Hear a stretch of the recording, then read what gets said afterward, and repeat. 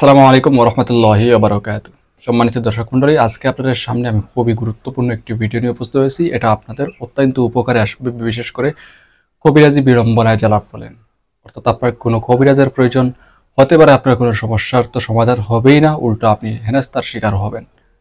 কারণ আপনি চিনতে পারবেন না কোনটা ভালো কোনটা খারাপ।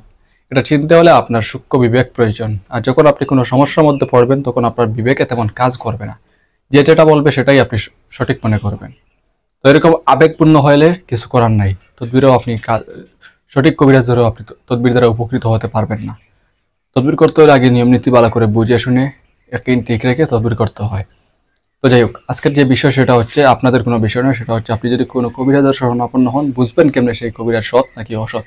তার দ্বারা সে যদি উসিলা করে, এই উসিলার দ্বারা কাজ হওয়া কি সম্ভব নাকি সম্ভব নয়।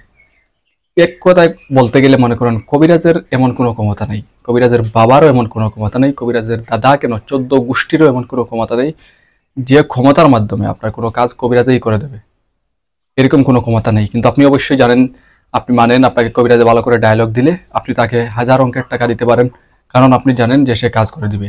রাইট? অবশ্যই আপনি বলবেন যে ঠিক। আপনাকে যদি এগেন প্রশ্ন আবার আমি করি যে আপনি কি এটা জানেন যে সব কাজ করার মালিক একমাত্র আল্লাহ তাআলা, আল্লাহ তাআলার ইশা ছাড়া গাছের পাতাও নড়ে না, এটাকে আপনি বিশ্বাস করবেন? তখন তো অবশ্যই বলবেন যে অবশ্যই বিশ্বাস করি। তাহলে অবশ্যই যদি আপনি এটা বিশ্বাস করেন যে আল্লাহ তাআলার ইশারা ছাড়া গাছের পাতাও নড়ে না, আপনার কোনো সমস্যা পড়লে সেটা একমাত্র এটার থেকে উদ্ধারকারী কে? একমাত্র আল্লাহ তাআলা, এটাকে আপনি জানেন? এই প্রশ্নের উত্তর কেউ বলবেন না যে না, আল্লাহ তাআলা নয়, এটা কবিরাজও পারবে, এটা তো কেউ বলবে না। হিন্দুরা বলবে না, মুসলমানরা বলবে না, কোনো ধর্মের মানুষ বলবে না। কিন্তু কবিরাজ যখন আপনাকে ডায়লগ দেয়, তখন তো ঠিকই মনে করেন যে কবিরাজই আপনাকে সমস্যা থেকে সমাধান করে দেবে। তাহলে এখন দেখেন, আপনার মধ্যে গন্ডগোল কার মধ্যে, কবিরাজের মধ্যে নাকি আপনার মধ্যে? আপনি যে বড় অঙ্কের টাকা তাকে দিতেছেন, সে আপনার পেটে চাকু ঢুকিয়ে নিতেছে, নাকি আপনি দিতেছেন? আপনি যদি না দিতেন তাইলে কি হইতো? সে যখন দেখতো যে এরকম প্রতারণা করে তো খাওয়া যাচ্ছে না, তখন কি করতো? প্রয়োজনে সে রিক্সা চালাইতো, রিক্সা চালিয়ে খাইতো, কিন্তু প্রতারণা করতো না। তাইলে প্রতারণা করার জন্য তাকে কে সচল রাখছে? আপনি। হ্যাঁ, আপনি রাখছেন। তো আপনি রাখছেন, আপনি তার আগে বন্ড বলে আর এত কবিরাজ ধরলাম, কাজ হইল না, অনেক টাকা নষ্ট করলাম, কেউ 50,000 কেউ লাখ, যার যেরকম সামর্থ্য আছে একদম নিঃস্ব হওয়ার পর্যন্ত ই করেন। আর নিঃস্ব হওয়ার পর যখন 270 টাকা দেওয়ার সামর্থ্য নাই, তখন বলেন, যখন বলি যে সামর্থ্য থাকলে 270, না সামর্থ্য থাকলে নাই, তখন বলেন যে অনেক টাকা নষ্ট করছে, এখন আর সামর্থ্য নেই। অর্থাৎ নিঃস্ব হওয়ার পর আমার সন্ধান পান, এর আগে কেউ আমার সন্ধান পান না বেশিরভাগ মানুষ। তো সেটা বিষয় নয়, সারা জীবন ফ্রিতে দেবো, যদি আপনার সামর্থ্য না থাকে কোনো সমস্যা নেই। যাই হোক, আজকে আপনার সামনে আমি বলবো কিভাবে আপনি চিনতে পারবেন কোন কবিরাজ দ্বারা আপনার কাজ হবে।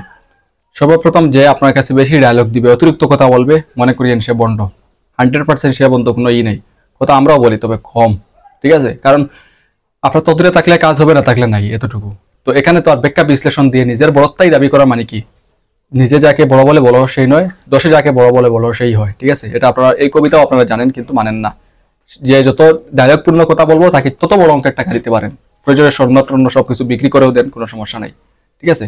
তো এরকম করে দিলে আপনার লস হবে, আর অন্য কারণ নয়। পরবর্তীতে এটা আরেকজনের কাছে বলে লাভ নাই যে ওইরকম দিচ্ছি, ওইরকম করছে।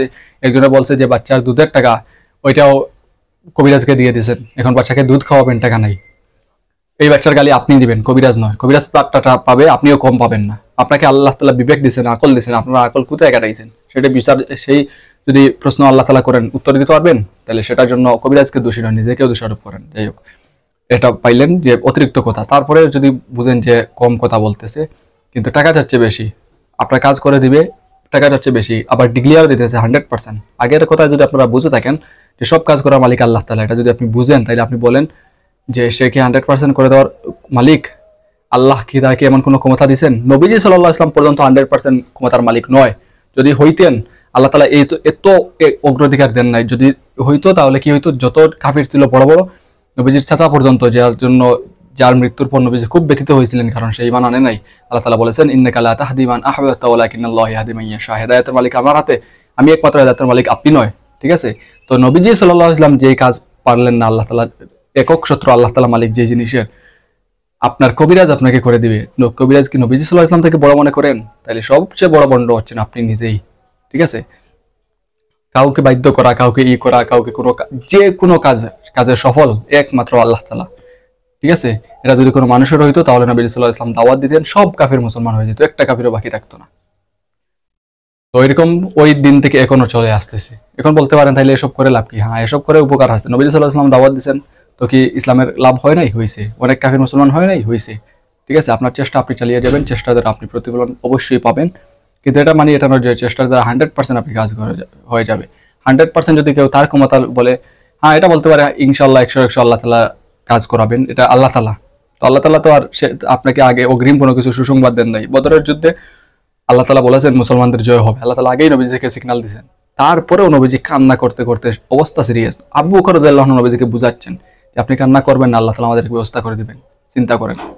কিন্তু নবী সাল্লাল্লাহু আলাইহি ওয়াসাল্লাম কি আল্লাহর কথা বিশ্বাস হয় নাই? হয়েছে। তারপরেও আল্লাহ নবী সাল্লাল্লাহু আলাইহি ওয়াসাল্লাম কান্নাকাটি করতেছেন। আর আমি কবিরাজ কোনো কিছু বললো আর আপনি একদম আবেগে আবৃত হয়ে তাকে টাকা দিতেছেন আর দিতেছেন, কারণ কাজ তো হয়ে যাবে, আপনি বেকুব।